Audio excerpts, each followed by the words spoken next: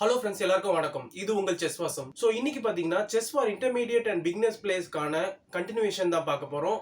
So already பார்த்தீங்கன்னா நம்ம லாஸ்ட்டாக சாப்டர் 1 போட்டிருந்தோம். ஸோ அந்த வீடியோ யாரும் பார்க்கலன்னா கண்டிப்பாக அதை பாருங்கள். ஸோ அந்த வீடியோட லிங்க்கை நான் டிஸ்கிரிப்ஷனில் கொடுத்துருக்கேன். ஸோ அந்த வீடியோ பார்த்துட்டு இந்த வீடியோவை பாருங்கள். ஸோ நான் செப்பரேட்டாக பார்த்தீங்கன்னா செஸ் ஃபார் இன்டர்மீடியட் அண்ட் பிகினர்ஸ்க்கான பிளேலிஸ்ட்டே ஒன்று கிரியேட் பண்ணி வச்சுருக்கேன். ஸோ நான் வீடியோக்குள்ளே போகிறதுக்கு முன்னாடி சேனலில் பார்த்தீங்கன்னா ஒரு பெரிய அனௌன்ஸ்மெண்ட்டு. ஸோ நம்ம பார்த்தீங்கன்னா எப்போதுமே வெனஸ்டே, சாட்டர்டே அண்ட் சண்டே பார்த்தீங்கன்னா இப்போ 3 வீடியோ போட்டுட்டு இருக்கோம். ஸோ இனிமேல் இருந்து நம்ம சேனல்ல பார்த்தீங்கன்னா ஆல்மோஸ்ட் எல்லா நாளும் வீடியோ வர மாதிரி நான் பிளான் பண்ணியிருக்கேன். ஸோ கண்டிப்பாக சாட்டர்டே, சண்டே அண்ட் வெனஸ்டே நம்ம ரெகுலராக போடுற வீடியோஸ் எப்போதும் வரும். ஸோ எல்லா வீடியோஸும் பார்த்தீங்கன்னா நான் எப்போதுமே 5 o'clock தான் ரிலீஸ் பண்ணுவேன். ஸோ கண்டிப்பாக நீங்கள் இனிமேல் டெய்லி வீடியோஸ் கூட நம்ம சேனல்லேருந்து எதிர்பார்க்கலாம். ஸோ கண்டிப்பாக என்னால் வீக்லி 7 days வீடியோ போட முடிஞ்சால் போடுவேன். அப்படி இல்லைனா மினிமம் 5 days நான் வீடியோ போடுவேன். ஓகேங்களா? ஸோ வாங்க நம்ம இப்போ வீடியோக்குள்ளே போகலாம். ஸோ இது பார்த்தீங்கன்னா ஆல்ரெடி நம்ம ஓப்பனிங்லேயே என்ன பண்ணணும் அப்படின்றத நம்ம சாப்டர் 1ல டிஸ்கஸ் பண்ணியிருக்கோம். இது சாப்டர் 2ல ஓப்பனிங்கில் நம்ம என்னென்ன விஷயங்கள்லாம் பண்ணக்கூடாது அப்படின்றத பற்றி தான் பேச போகிறோம். ஸோ ஃபஸ்ட்டு விஷயம் என்னன்னு பார்த்தீங்கன்னா, நம்ம ஓப்பனிங்கில் பான்ஸை பிளெண்டர் பண்ணக்கூடாது. ஸோ இப்போ நீங்கள் இந்த எக்ஸாம்பிள் பாருங்க. இப்போ E4, E5, D4, இப்போ night F6. So night F6 பார்த்தீங்கன்னா இந்த பானை அட்டாக் பண்ணிட்டு இருக்கு. பட் ஒயிட் பார்த்தீங்கன்னா இந்த இடத்துல அந்த பானை கண்டுக்காம பிஷப் E3 பிளே பண்றாரு. இப்போ சிம்பிளா பார்த்தீங்கன்னா E takes D4, திருப்பி பிஷப் takes D4, திருப்பி பிஷப் takes D4. இப்போ பார்த்தீங்கன்னா இந்த E4 பான் ஃபால் ஆகுது. ஸோ இப்போ ஒயிட் பார்த்தீங்கன்னா சென்டரில் ஒரு பான் பிளெண்டர் பண்ணிட்டாரு. ஸோ இந்த மாதிரி நீங்கள் சென்டர் பான்ஸை பிளெண்டர் பண்ணாமல் பிளே பண்ணுறது ரொம்ப நல்லது. ஓகேங்களா? ஸோ நம்ம பார்க்க போகிற ரெண்டாவது விஷயம் என்னன்னு பார்த்தீங்கன்னா, நம்ம ஓப்பனிங்லேயே பார்த்தீங்கன்னா கேசல் பண்ணும்போது கிங் சைட் பான்ஸை டபுள் பண்ணக்கூடாது. ஓகேங்களா? ஸோ இப்போ இந்த எக்ஸாம்பிள் பாருங்கள். E4, E5, night F3, night C6, bishop C4, D6, night C3, bishop G4, கேசல். இப்போ பார்த்தீங்கன்னா நைட் F6. இப்போ D3, நைட் D4. ஸோ இந்த நைட் D4 பார்த்தீங்கன்னா இந்த நைட்டை அட்டாக் பண்ணுறதுக்கு வராரு. இந்த நைட்டை பார்த்தீங்கன்னா 2 பீஸ் ஆல்ரெடி அட்டாக் பண்ணிட்டு இருக்கு. ஆனால் இந்த இடத்துல ஒயிட் பார்த்தீங்கன்னா H3 பிளே பண்ணுறாரு. ஸோ H3க்கு அப்புறமா இமீடியட்டாக பிளாக் பார்த்தீங்கன்னா இந்த நைட்டை கேப்சர் பண்ணிக்கலாம். ஏன்னா இந்த நைட்டை 2 பிளாக் பீஸ் அட்டாக் பண்ணிட்டு இருக்கு. இப்போ நைட் டெக்ஸ் F3 செக்கு. இப்போ G டெக்ஸ் F3 தான் பிளே பண்ணி ஆகணும். ஸோ G டெக்ஸ் F3க்கு அப்புறமா பாருங்க, ஒயிட்டோடைய கிங் சைட் பான் ஸ்ட்ரக்சர் கொலாப்ஸ் ஆயிடுச்சு. அண்ட் அது மட்டும் இல்லை, இப்போ பிஷப் டெக்ஸ் H3க்கு அப்புறமா ஒயிட்டோடைய கிங் சைட் பான் ஸ்ட்ரக்சர் ஃபுல்லாக ஸ்கிராம்பிள் ஆகி இந்த இடத்துல இருந்து ஒயிட் கேமை ஈஸியாக லூஸ் பண்ணுறதுக்கான சான்சஸ் நிறையா இருக்குது. ஸோ இதனால நீங்கள் ஓப்பனிங்கில் கிங் சைட் பான் ஸ்ட்ரக்சரை டேமேஜ் பண்ணாமல் அண்ட் ஓப்பனிங்கில் உங்களுடைய பான்ஸை டபுள் ஆக்காமல், ஐசோலேட் ஆக்காமல் உங்களுடைய பான் ஸ்ட்ரக்சரை கொஞ்சம் கவனத்தில் வச்சுக்கிட்டு பிளே பண்ணிங்கன்னா ரொம்ப நல்லாயிருக்கும். பார்க்க போகிற மூணாவது விஷயம் என்னன்னு பார்த்தீங்கன்னா, நீங்கள் ஓப்பனிங்லேயே H4 மூவை பிளே பண்ணக்கூடாது. H4 இல்லை A4 இந்த மாதிரியான மூவ்ஸை நீங்கள் பிளே பண்ணாதீங்க. நம்ம ஓப்பனிங் பிரின்சிபல் படி நம்மளுடைய ஏம் சென்டரை நோக்கி தான் இருக்கணும். அதனால நீங்கள் இந்த H இல்லை A பானை நீங்கள் பிளே பண்ணீங்கன்னா அவங்க ஆப்பனண்ட்டுக்கு இது ரொம்ப ஈஸியாக இருக்கும். ஓகேங்களா? ஸோ இந்த மாதிரியான தவறுகளையும் நீங்கள் தவிர்க்கிறது ரொம்ப நல்லாயிருக்கும். அண்ட் நாலாவது விஷயம் என்னன்னு பார்த்தீங்கன்னா, நீங்கள் ஓப்பனிங் ஃபேஸ்லேயே உங்கள் பான்ஸை மட்டுமே நீங்கள் மூவ் பண்ணக்கூடாது. இந்த எக்ஸாம்பிளை பாருங்கள், ஒயிட் எப்படி பிளே பண்ணுறாருன்ட்டு. E4, E5, H3, knight F6, D3, knight C6. So black பார்த்தீங்கன்னா அவருடைய பீஸை டெவலப் பண்ணிட்டு இருக்காரு. பட் ஒயிட் பாருங்க, A3, bishop C5, B4, bishop B6, C4, இப்போ A5. ஸோ இப்போ ஓப்பனிங்கில் ஒயிட் என்ன பண்ணி வச்சிருக்காரு பாருங்க. அவர் ஃபுல்லாக அவருடைய பீஸையே மூவ் பண்ணாமல் ஃபுல்லாக வெறும் பான்ஸை மட்டும் மூவ் பண்ணி வச்சிருக்காரு. இதுலேருந்து பார்த்தீங்கன்னா அவருடைய பீஸ் டெவலப்மெண்ட்டில் ரொம்ப லேகிங்காக இருக்காரு. இதுலேருந்து பிளாக் ஈஸியாக இந்த பொசிஷனை அட்வான்டேஜ் எடுத்து பிளாக் கேம் ஈஸியாக ஃபினிஷ் பண்ணிடலாம். ஸோ அதனால ஓப்பனிங்கில் நீங்கள் இந்த மாதிரியான விஷயங்களை தவிர்க்கிறது ரொம்ப நல்லது. இப்போ அஞ்சாவது விஷயம் நம்ம என்ன பார்க்க போறோம்னா, ஸோ ஓப்பனிங்கில் பார்த்தீங்கன்னா நம்மளுடைய சென்டர் பானையை பார்த்தீங்கன்னா நம்ம பிளாக் பண்ணக்கூடாது. இப்போ இந்த ஒயிட் எப்படி பிளே பண்ணுறாரு பாருங்க. D3, D5, இப்போ bishop E3. So bishop E3 play பண்ணி அவருடைய E பானை அவரே பிளாக் பண்ணிக்கிறாரு. அண்ட் அது மட்டும் இல்லை, இந்த பிஷப்பை பார்த்தீங்கன்னா திருப்பி அவர் இன்னொரு வாட்டி மூவ் பண்ணுற மாதிரியான சுச்சுவேஷன் ஏற்படும். ஏன்னா அவர் E பானை மூவ் பண்ணணும். ஸோ அதனால ஒயிட்டுக்கு நிறைய டெம்போ வேஸ்ட் ஆகும். ஸோ ஓப்பனிங்கில் நீங்கள் இந்த மாதிரியான விஷயங்களையும் தவிர்க்கிறது ரொம்ப நல்லது. இப்போ ஆறாவது விஷயம் என்னன்னு பார்த்தீங்கன்னா, நீங்கள் ஓப்பனிங்கில் F பானை டச் பண்ணாதீங்க. ஸோ ஓப்பனிங்கில் F பானை நீங்கள் டச் பண்ணாமல் இருக்கிறது உங்களுக்கு ரொம்ப நல்லது. ஸோ இதுலேயே பார்த்தீங்கன்னா நிறைய கேம்பிட்ஸ்லாம் இருக்குது. ஸோ அது உங்களுக்கு ரொம்ப கான்ஃபிடண்ட்டாக இருந்தால் விளையாடுங்க. அப்படி இல்லைனா நீங்கள் இதை எக்ஸ்பெரிமெண்ட் பண்ணி பார்க்குறேன் அப்படின்னு சொல்லிட்டு நீங்கள் ப்ளே பண்ணாதீங்க சீரியஸான கேமில். ஏன்னா ஓப்பனிங்கில் F பானை நீங்கள் டச் பண்ணிங்கன்னா இந்த டயக்னல் உங்களுக்கு வீக் ஆகிடும். அண்ட் அது மட்டும் இல்லை, ஆப்பனண்ட்டுக்கு அந்த சைட்லேருந்து அட்டாக் பண்ணுறதுக்கு ரொம்ப ஈஸியாக போயிடும். அண்ட் ஏழாவது விஷயம் நம்ம பார்க்க போறது என்னன்னு பாத்தீங்கன்னா, நம்மளுடைய நைட்டை வந்து நம்ம எட்ஜ்ல பிளேஸ் பண்ணக்கூடாது. ஸோ இந்த எக்ஸாம்பிள்ல பாருங்க E4 E5 நைட் H3. இப்போ பாருங்க இந்த இடத்துல வந்து நைட் H3 வந்து ப்ளே பண்றாரு white. So night H3 play பண்றதுனால அவரு டெம்போ வந்து வேஸ்ட் பண்றாரு. அண்ட் அது மட்டும் இல்ல, நைட் பாத்தீங்கன்னா இந்த கார்னர்ல இருக்கிறதுனால பெருசா எஃபெக்டிவாவே இல்லை. எந்த பீஸுமே பாத்தீங்கன்னா சென்டர்ல இருந்தாதான் அவங்க வந்து நிறைய ஸ்கொயர்ஸை வந்து கவர் பண்ணுவாங்க. ஓகேங்களா? ஸோ அப்பதான் அந்த பீஸோடைய ஃபுல் பவரை வந்து உங்களால ப்ராப்பரா யூஸ் பண்ண முடியும்.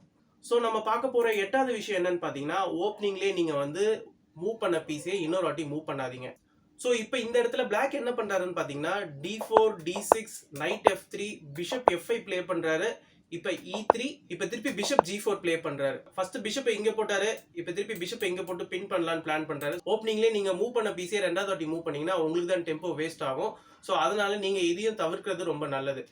ஸோ ஓப்பனிங்லேயே பாத்தீங்கன்னா நீங்க வந்து மூவ் பண்ண பீஸே ரெண்டாவது வாட்டி மூவ் பண்றீங்கன்னா உங்களுக்கு கண்டிப்பா அதுக்கான ரீசன் வந்து வேலிடா இருக்கணும். அப்படி ரீசனே இல்லைன்னா நீங்க ஓப்பனிங்லேயே மூவ் பண்ண பீஸே ரெண்டாவது வாட்டி மூவ் பண்ணாதீங்க. இப்போ ஒன்பதாவது விஷயம் என்னன்னு பாத்தீங்கன்னா, ஓப்பனிங்லேயே நீங்க உங்களுடைய பீஸையே வந்து ட்ராப் பண்ணிக்காதீங்க.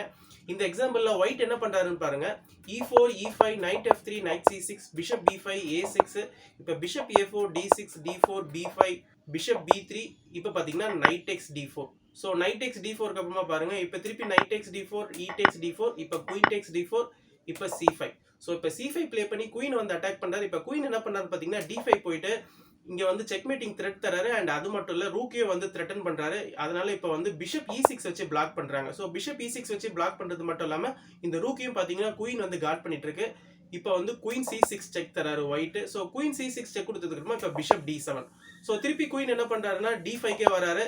இந்த இடத்துல திருப்பி பாத்தீங்கன்னா செக்மேட்டிங் த்ரெட் இருக்கு. ஆனா இந்த இடத்துல பிளாக் வந்து பிஷப்பை வச்சு பிளாக் பண்ண மாட்டாரு. சிம்பிளா C4 ப்ளே பண்ணி இந்த பிஷப்பை பிளாக் பண்றாரு. அண்ட் அது மட்டும் இல்ல, செக்மேட் பண்றதுக்கு இந்த பிஷப் வந்து இப்ப அவைலபிளா இல்ல. இந்த பிஷப்பை பிளாக் பண்ணிட்டாங்க அண்ட் இந்த பிஷப் வந்து ட்ராப்பும் பண்ணிட்டாங்க. ஸோ ஓப்பனிங்ல நீங்க இந்த மாதிரி உங்களுடைய பீஸை வந்து ட்ராப் பண்ணிக்காதீங்க. ட்ராப் பண்ணீங்கன்னா உங்களுக்கு பீஸ் வந்து லூஸ் ஆயிடும். அண்ட் அது மட்டும் இல்ல, அதுல இருந்து கேம் வந்து உங்க கையை விட்டு போயிடும். ஓகேங்களா? ஸோ ஓப்பனிங்ல இந்த மாதிரியான மிஸ்டேக்ஸும் நீங்க பண்ணாதீங்க. அண்ட் நம்ம பத்தாவது விஷயம் பார்க்க போறது என்னன்னு பாத்தீங்கன்னா, ஓப்பனிங்ல நீங்க வந்து உங்களுடைய ஆப்பனண்ட்டுக்கு உங்களுடைய ரெண்டு பீஸை வந்து அட்டாக் பண்றதுக்கு சான்ஸ் தராதீங்க. இந்த இடத்துல ஒயிட் என்ன பண்றாருன்னு பாத்தீங்கன்னா, E4 E5 night F3 night C6 bishop C4 night F6 D3.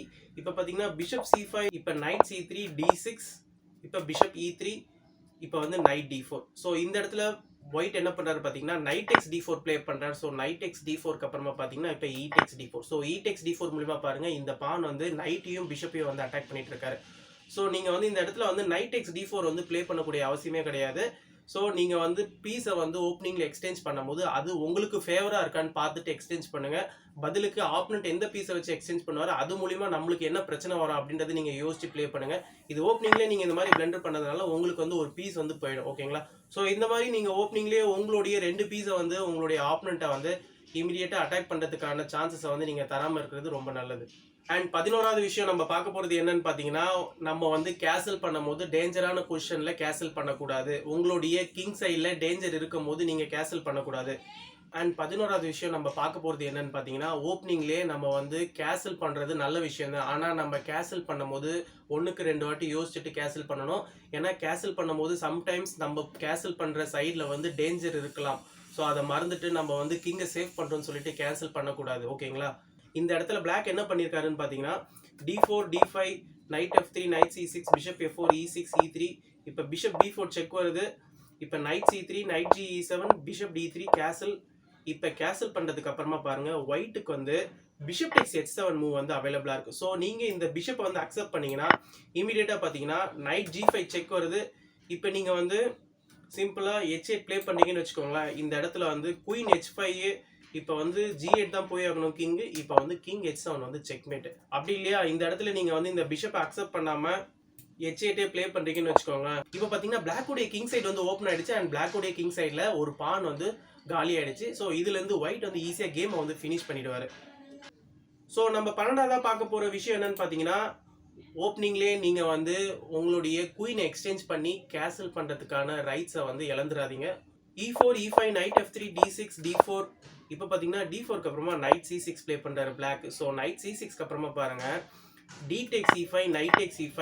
இப்போ திருப்பி night takes E5 D takes E5க்கு அப்புறமா பாருங்க ஒயிட் வந்து குயின் வந்து எக்ஸ்சேஞ்ச் பண்றாரு. ஸோ இப்போ குயின் எக்ஸ்சேஞ்ச் பண்ணதுனால இப்போ பிளாக்கால கேசல் பண்ண முடியாது. ஸோ இது மூலியமா பார்த்தீங்கன்னா ஒயிட்டுக்கு வந்து ஒரு சின்ன அட்வான்டேஜ் இருக்கு. ஸோ இந்த அட்வான்டேஜை வச்சே வந்து ஒயிட் வந்து கேம் வந்து ஈஸியாக புஷ் பண்ணிடலாம். இப்போ வந்து பிளாக் வந்து கேம் ஃபுல்லாக கேசலே பண்ண முடியாது. ஆர்டிஃபிஷியலாக தான் கேசல் பண்ணும். அண்ட் ஆர்டிஃபிஷியலாக கேசல் பண்ணுறதுக்கு நிறைய டெம்போ வேஸ்ட் பண்ணுற மாதிரி இருக்கும். ஓகேங்களா? ஸோ அதனால ஓப்பனிங்ல இந்த மாதிரியான விஷயங்களையும் நீங்கள் வந்து ப்ளே பண்ணாதீங்க. அண்ட் 13வது விஷயம் என்னன்னு பார்த்தீங்கன்னா ஓப்பனிங்லேயே நீங்கள் உங்களுடைய பீஸை வந்து டாக்டிக்கலாக பிளண்டர் பண்ணாதீங்க. அதாவது உங்களுடைய எல்லா பீஸையும் பார்த்தீங்கன்னா நீங்கள் ப்ரொடெக்டடாக வச்சுக்கோங்க. ஓகேங்களா? ஸோ இந்த எக்ஸாம்பிளில் பிளாக் என்ன பண்ணுறாரு பாருங்க. E4 E5 F4 E takes F4 knight F3 knight F6 E5 knight H5 இப்போ பார்த்தீங்கன்னா D4 D6. ஸோ இந்த இடத்துல குயின் E2 ப்ளே பண்ணுறாரு ஒயிட்டு. ஸோ குயின் E2க்கு அப்புறமா இந்த இடத்துல பிளாக் என்ன பண்ணாரு பார்த்தீங்கன்னா பிஷப் E7 ப்ளே பண்ணார். ஸோ பிஷப் E7 பார்த்தீங்கன்னா ஒரு பெரிய பிளண்டர். ஸோ பிஷப் E7னால என்ன ஆகுதுன்னு பார்த்தீங்கன்னா E takes D6 ப்ளே பண்ணுறாரு ஒயிட். ஸோ E takes D6னால இந்த பிஷப் வந்து பின் ஆகுது.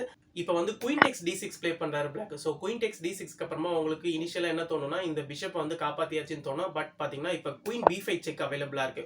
இப்போ குயின் B5 செக் மூலியமா பாருங்க இந்த நைட்டை வந்து ஒயிட் வந்து வின் பண்ணிடுவாரு. ஸோ இந்த பிளண்டர் பார்த்தீங்கன்னா ஒயிட் வந்து டாக்டிக்கலாக ஸ்பாட் பண்ணிட்டாருன்னா கரெக்டாக அவர் வந்து ஒரு பீஸை வந்து வின் பண்ணிடுவாரு. அண்ட் அது மூலியமா அவர் வந்து கேமை வந்து ஈஸியாக ஃபினிஷ் பண்ணிடலாம். ஓகேங்களா? ஸோ ஓப்பனிங்ல இந்த மாதிரியான விஷயங்களையும் நீங்கள் வந்து தவிர்க்கிறது ரொம்ப நல்லது. 14வது விஷயம் என்னன்னு பார்த்தீங்கன்னா ஓப்பனிங்ல நீங்க உங்களுடைய ரூக்கை வந்து மூவ் பண்ணாதீங்க. ரூக்கை வந்து என் கேம்ல தான் நீங்க வந்து கொண்டு வரணும். பீஸை மட்டும் தான் நீங்க டெவலப் பண்ணுமே தவிர உங்களுடைய ரூக்ஸை ஓப்பனிங்ல நீங்க டெவலப் பண்ணாதீங்க. ஸோ இந்த பொசிஷன்ல பிளாக் என்ன பண்றாரு பார்த்தீங்கன்னா E4 E5 knight F3 knight C6 bishop B5 A6 bishop A4 knight F6 கேசல் H5. இப்போ H5 ப்ளே பண்ணதுக்கு அப்புறம் இப்போ knight C3 இப்போ ரூக் H6 ப்ளே பண்றாரு.